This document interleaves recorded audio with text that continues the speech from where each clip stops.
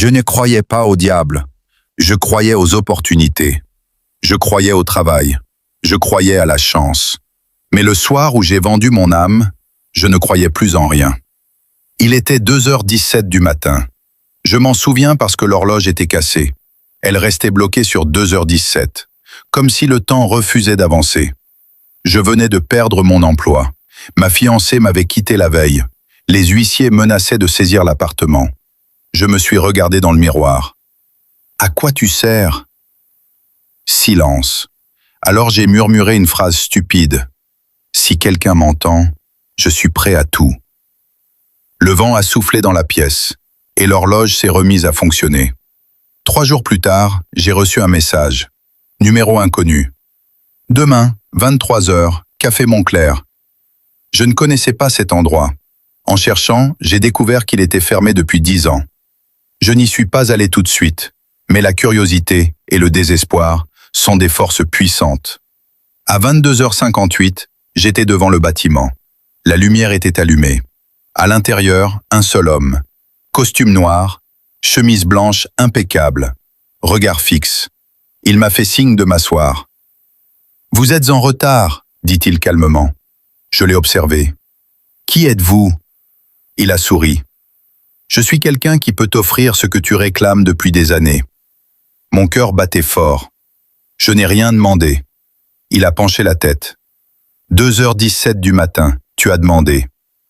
Mon sang s'est glacé. Il a posé un dossier devant moi. Pas un parchemin ancien. Un contrat moderne, clair, structuré, professionnel. Durée, 20 ans. Clause, réussite totale. Contrepartie, âme. J'ai ri nerveusement. Vous plaisantez? Il m'a regardé sans cligner des yeux.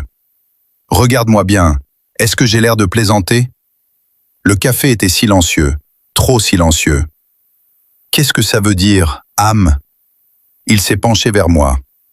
Ta capacité à aimer, à ressentir, à rêver sans calcul, ce qui te rend humain. Et si je refuse? Il a haussé les épaules. Tu continues ta vie actuelle? Il n'a pas menacé, il n'a pas forcé. C'était pire. Il me laissait choisir. Je pensais à mes dettes, à ma mère malade, à mon humiliation. Et si je veux annuler? Il a souri légèrement. Tu ne voudras pas. Je ne sais pas pourquoi, mais je l'ai cru. Ma main tremblait. Une dernière question. Pourquoi moi? Il a répondu calmement. Parce que tu es prêt. Je n'ai pas signé avec du sang, juste avec un stylo noir. Quand l'encre a touché le papier, j'ai senti quelque chose se détacher. Comme si une partie de moi avait glissé dans l'ombre derrière lui. Il s'est levé. À partir de demain, tout changera. Il avait raison. En 1 semaine, j'ai reçu 3 offres d'emploi. En 1 mois, je gagnais plus que je n'avais jamais imaginé. En 1 an, j'étais directeur. Les opportunités semblaient se créer avant même que je les cherche. Un investisseur m'a dit un jour, « Tu as quelque chose de spécial, un instinct presque surnaturel. » Je n'ai pas répondu. Je voyais parfois l'homme au costume noir dans la foule. Jamais proche, toujours observateur. Un jour, dans le reflet d'une vitre, je l'ai vu derrière moi. Quand je me suis retourné, personne. La première chose qui a disparu, c'est ma joie. Je souriais, mais je ne ressentais rien. Ma mère est décédée d'un cancer. Je suis resté debout devant son cercueil, immobile. Ma sœur m'a chuchoté. « Tu es si fort. » Non, je n'étais pas fort. Je n'étais plus capable de pleurer. Un soir, il est revenu, assis en face de moi dans mon bureau. « 15 ans, dit-il simplement. « Quoi? Il reste 15 ans. Je ne veux plus. » Il a incliné la tête. « Tu veux renoncer à ton succès? » Je me suis tu. Il a souri. « Je te l'avais dit, tu ne voudras pas. » Il avait raison. Je n'étais plus le même homme. Je voulais gagner, toujours plus. Mais chaque victoire me rendait plus vide. Il restait 1 an. Je me suis regardé dans un miroir. Je ne reconnaissais plus mon regard. Froid, calculateur.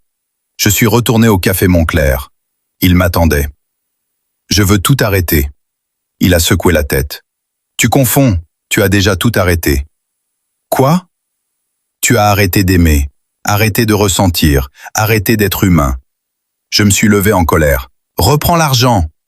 Il a répondu calmement. Je ne prends pas l'argent, je prends ce qui reste. La dernière nuit. 2h17 du matin. L'horloge s'est arrêtée. Il était là. C'est l'heure. Je sentais un vide immense. Pas de peur, juste du néant. Qu'est-ce que tu vas faire?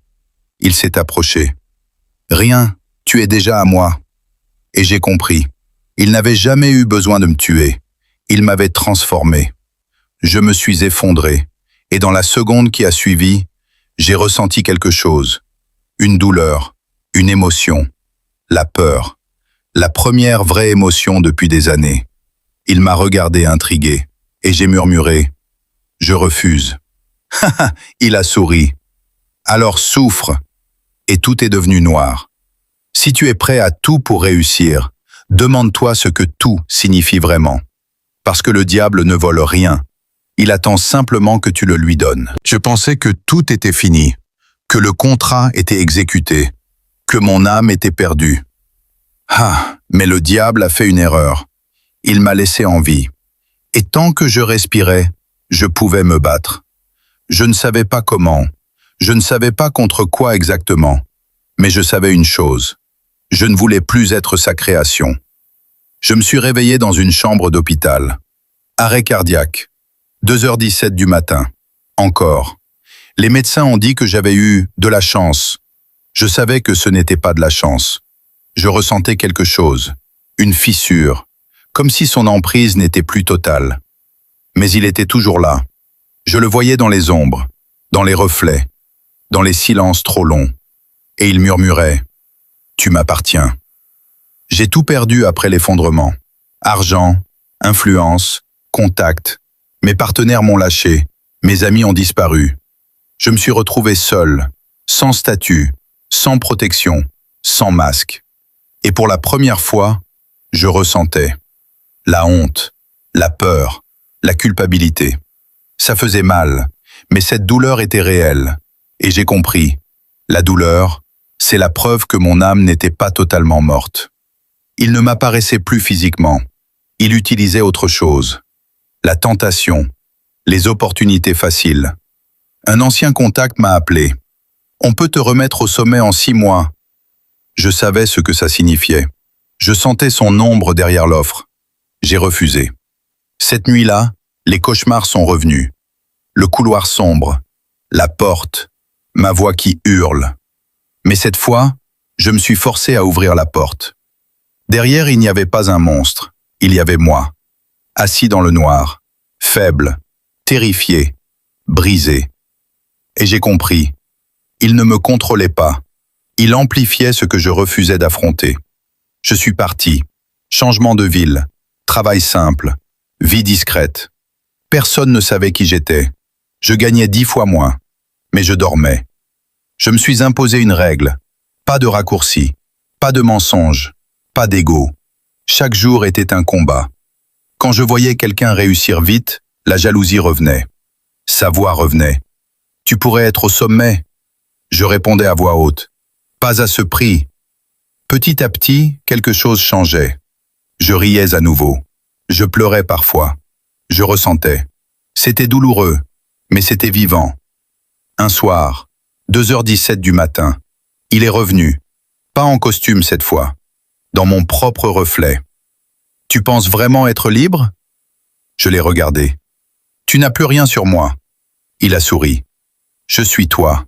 Ton ambition dévorante, ton orgueil, ta peur d'être insignifiant. Silence. Et j'ai compris la vérité finale. Le diable n'était pas un être extérieur. C'était la version de moi prête à tout sacrifier.